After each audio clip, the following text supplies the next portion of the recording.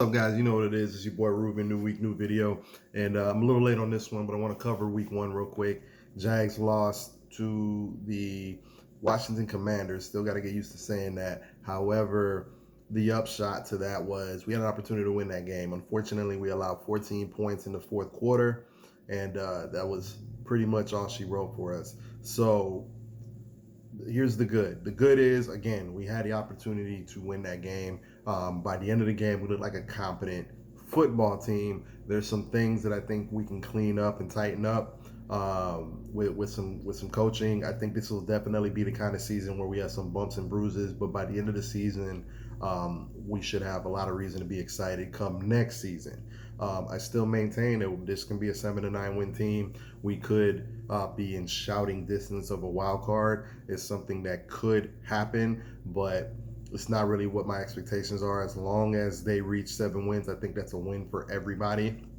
And by the end of the season, I think we'll have an identity and an idea of a direction of where we want to go. Now, something I've talked about, which was an issue, was definitely the lack of OLine. I thought it was a huge mistake to convince Brandon Leonard to retire. I know we, pretty much gave him, the either retire or be cut situation because we didn't want to pay I know it was something like over $5 million, and we wanted that cap room. However, I'm not 100% sure, but I think we still have that cap room. So I think it was a mistake to convince him to do so and thinking that we can fix the O-line on the fly. We got Brandon Scherf, who was the best right guard in free agency. Made a lot of sense at the time. However, if your center and left guard are going to be weak and then your tackles are going to be what they've been, you're not going to see necessarily the benefits of it outside of run blocking, to be honest with you. And this run blocking has always been a strength of this O-line. It's the pass blocking that's always been the issue, and maybe Doug Peterson didn't. I don't know what kind of tape he reviewed when he decided that this O-line is good enough as is. They just needed a tweak here and there, but I think he got this one wrong. I've not been a fan of our tackles. Cam Robinson, of course, being the best of them, but Jawan Taylor was definitely an issue. He ended up winning the job over Walker Little, and the O-line as a whole, I think, struggled. And the interior was so bad that they made the tackles look good. Imagine that. Now, you guys can say that they were playing one of the best D lines in the league, and that they were. But this is an NFL team, and at times I saw Ben Bartch on his back. I saw our center just get overwhelmed. And then, when you're allowing that's two interior linemen that are just allowing guys to get in there at will, and Trevor Lawrence was running for his life. And now you're starting to see some of the weaknesses I've been harping on with Trevor Lawrence in terms of when he's moved, his accuracy seriously wanes. And I know you can say, Ruben, a lot of people's accuracy wanes when you move them off their spot, like Tom Brady. That's true, but it's especially true for Trevor Lawrence. Like, he becomes a subpar quarterback when he's pressured in this fashion. Now he's young enough that hopefully these are things that can be corrected. He has to be able to adapt and know where to sidestep, and that's sort of a problem when you're such a large quarterback, being 6'6", in that how to be nimble in the pocket, because each one of your steps takes up so much room, and you have to be really judicious on how you're going to slide around. But there's something he's going to have to learn. Justin Herbert does it pretty well, but Justin Herbert's more of an athlete than Trevor Lawrence is. If we get the offensive line corrected, and obviously it's not something we can do this year, hopefully they gel enough to make something happen. I think, honestly, it was a mistake to not only, again, convince Brandon Leonard to retire, but the winner being Jawan Taylor of the battle for the right tackle spot. That loser they should have experimented with moving that guy to left guard. Putting Walker Little next to Cam Robinson should have been something that we experimented with. It would have given us a huge left side, which definitely gives us an ability to run even better. And that left side should be able to pass block better, because Walker Little by trade is the left tackle. Left guard shouldn't be a hard thing for him to learn, being kicked inside from left tackle to left guard. That's something they should be talking about in-house. Hopefully it's something that we see by the end of the year.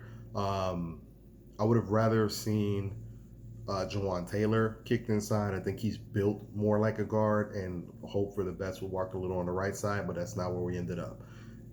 As long as this O-line looks the way it looks, we're going to always have inconsistent games. But bright spots. Christian Kirk went for over 100 yards. I knew this was going to be a guy that was going to eat in this particular offense. Doug Peterson, West Coast system, specializes in getting guys open in the middle of the field and giving them room to run. And that Christian Kirk did. Didn't see enough of Evan Ingram, but I think a lot of that had to do with Trevor Lawrence at some point kind of defaulted into who he trusts, and it was clear that he has a wavelength with Christian Kirk.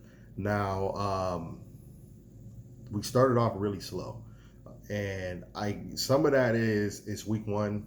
You got a lot of young players on the defense, and the Washington Commanders came out in a lot of exotic looks. They had a lot of four receivers on one side of the field, a lot of motion. That's kind of hard to prepare for when you don't really have tape to kind of see it coming. But as you see, once the second half progressed, clearly they got in the locker room, made some adjustments, came back in the game, and then eventually took the lead. Now, two plays really cost us this game. One, I'm really high on Tyson Campbell, but his inability to locate the ball, reared his head. But I think he's going to be a really good one. Remember, guys, it's only year two. He had a pick in this game, and he did really well. That throw for the touchdown to Jahan Dotson should have been another pick. It just, unfortunately, Tyson Campbell didn't get his head around. Now, in his defense, as a DB in that situation, you don't expect the quarterback. He was so covered that you don't expect the quarterback to even throw that ball. So there's that. But also, he just got his head around late, didn't locate the ball, ended up being a touchdown. Shaq Griffin is working on being my dumpster trash can emoji. I'm not willing to 100% write him off yet, but he is a guy that every year I feel like the Jaguars have one of those guys that just rakes my nerves. It was Devon House a few years ago. Now it's Shaq Griffin. And what bothers me the most is he has the size, speed, and like everything you want in a corner. He's the prototype corner. Now, what he was doing when he got burnt by Terry McLaurin, I don't even understand. Like, I don't know if he just misjudged how fast he was or didn't think that he would go deep. But he clearly misread the situation. And to have Rayshon Stevenson behind him covering, that's just too big a discrepancy, because I like Cisco on the left side and I like Tyson Campbell and they're on the left side, but and by left side I mean like when you're watching it on the TV. But on the right side, you have Shaq Griffin, who can be a liability in coverage, backed up by an even bigger liability in Rayshon. So that's something that hopefully we correct, and hopefully, the only way to correct it is for Shaq Griffin to get better or be held accountable. I don't know what else to say about that. Maybe even, it might get so bad that we might have to start Darius Williams, who we signed to be a nickelback. I didn't see much from him. Our middle linebackers, our new additions, you saw them run and hit a lot. Unfortunately, it was a little too far behind the line of scrimmage. I don't think we did a good job of stopping the run, which it's problematic for me because I think the strength of this team is going to be getting to the quarterback. Trayvon Walker looks like we got us one. I know it's one game, but he's flashed enough for me that I think, I'm getting excited. It looks like we got us a star pass rusher. And it's only going to help Josh Allen, who I also think is a star. I know a lot of people are down on him for some reason because he didn't prove to be the second coming of Calais Campbell immediately, but I personally saw him beat his man plenty of times. He had tackles for loss. He just didn't get home. I think the sacks will come, and I think if we can force third and long, we're going to be a problem in pass rush. So just, I think there's some things that we could take away. We got to stop the run, and we got to run the ball a little bit more. We ran the ball less than 20 times. It's not enough. James Robinson looked like he was back. And Travis Etienne, we saw a couple rookie blunders there, but there's enough there to be excited about that we should be able to run the ball at will, and I think it'll set up play action over the top and all this stuff that Doug Peterson wants to do. Got to take advantage of running the ball and stopping the run so that we can play to our strengths. And ultimately, our strength, I think, where we're the strongest is running the ball and pass rush. So it all goes hand in hand, guys. I wasn't sure what to think about if we would win against the Colts. The Colts have lost the last four in Jacksonville. However, this is a little bit different team. But as far as I know, things to be optimistic about.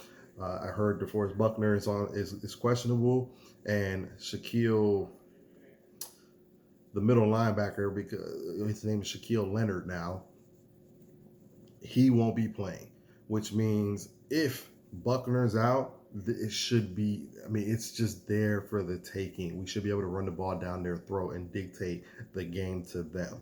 And if we can do that, then we may be able to control Jonathan Taylor. Because if we let them get the lead and let them tee off with Jonathan Taylor, it's going to be a problem, guys. I think the Jags win this one in a close one as of right now, but we'll see. Like I said, I just want those 7 games. Let me know what y'all think. Remember to like, subscribe, and comment, and I'll see y'all in the next video. Peace.